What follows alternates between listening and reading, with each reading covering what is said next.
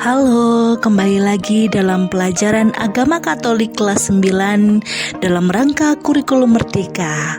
Pada kesempatan kali ini, kita akan mempelajari bagaimana Allah adalah sumber keselamatan yang sejati. Tentu berbeda dengan sumber-sumber keselamatan yang keliru, seperti harta, kemudian barang-barang gaib, dan jabatan.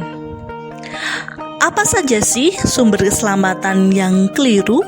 Yang pertama, kita akan melihat harta. Harta benda duniawi tidak dapat memberikan keselamatan sejati yang abadi. Itu hanya kesenangan sesaat dan bukan sesuatu yang abadi. Kemudian yang kedua, barang gaib. Berbagai barang yang dianggap memiliki kekuatan gaib tidak dapat menyelamatkan manusia. Ini merupakan sumber keselamatan yang keliru pula. Kemudian yang keliru, pandangan yang ketiga adalah jabatan. Banyak yang memandang kedudukan dan jabatan itu sebagai sumber keselamatan, sumber kebahagiaan.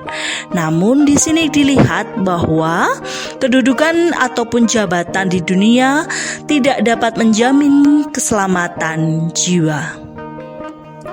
Lalu siapakah sebenarnya sumber keselamatan yang sejati itu? Tentu pada slide berikutnya kita akan melihat bahwa sebenarnya Allah adalah sumber keselamatan yang sejati. Kenapa?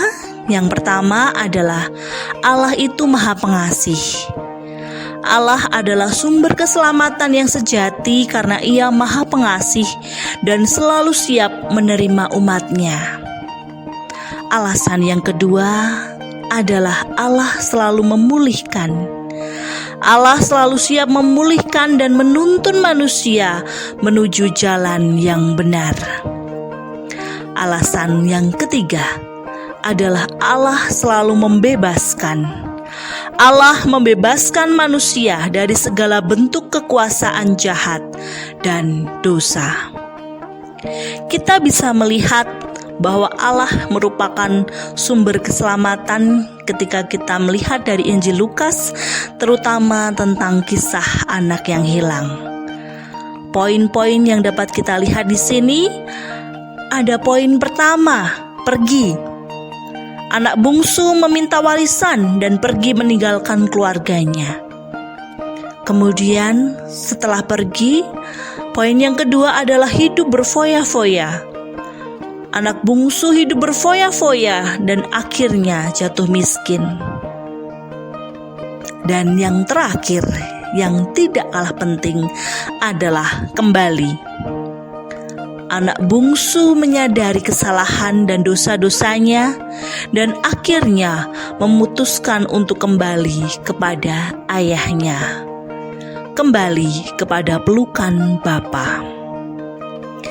Dari Injil Lukas tadi kita dapat melihat bahwa makna Allah sebagai sumber keselamatan yang sejati bisa dilihat ketika ada unsur pengampunan, di mana Allah selalu siap mengampuni dosa-dosa manusia dan dapat menerima dia kembali.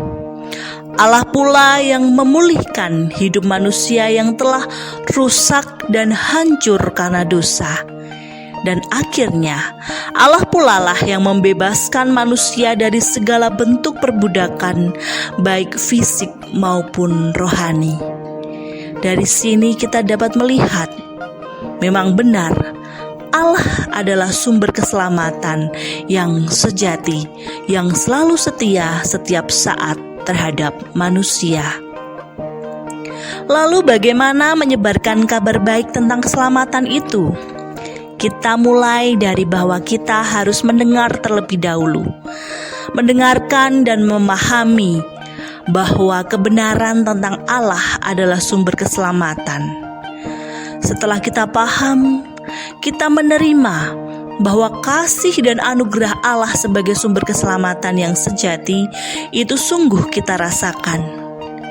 Ketika kita sungguh sudah merasakan, barulah kita bisa menyebarkan kabar baik tentang keselamatan yang kita terima dari Allah kepada orang lain. Sebagai orang Katolik, kita pasti memiliki panggilan. Yang pertama, kita hendaknya selalu berdoa, mohon bimbingan Roh Kudus dalam menyebarkan kabar baik. Kemudian, mempelajari firman dan memahami firman Tuhan, sabda Tuhan sebagai dasar penyebaran kabar baik. Yang ketiga, kita berkumpul, bersekutu bersama dengan sesama untuk saling mendukung dan menyebarkan kabar baik. Lalu apa yang dapat kita lakukan sebagai penerapan menyebarkan kabar baik tentang keselamatan yang sudah kita terima? Tentu dengan bersaksi, dengan melayani sesama, dan kemudian memberitakan firman itu dengan penuh kasih kepada sesama. Tentu ketika kita menyebarkan kabar keselamatan, kita pasti mempunyai tantangan. Yang pertama, penolakan atau rasa takut, kurang percaya diri, atau kurangnya komitmen untuk selalu berbuat baik sebagai contoh dari penyebaran karya keselamatan itu lewat perilaku hidup kita. Maka yang terakhir, pentinglah kita memahami Allah sebagai sumber keselamatan sejati. Yang pertama, untuk memperoleh keselamatan sejati, dengan kita memahami Allah sebagai sumber keselamatan yang sejati, kita dapat memperoleh keselamatan yang abadi, yang kekal di surga. Yang kedua, hidup kita semakin bermakna. Hidup kita menjadi bermakna dan terarah ketika kita menempatkan Allah sebagai pusat kehidupan kita.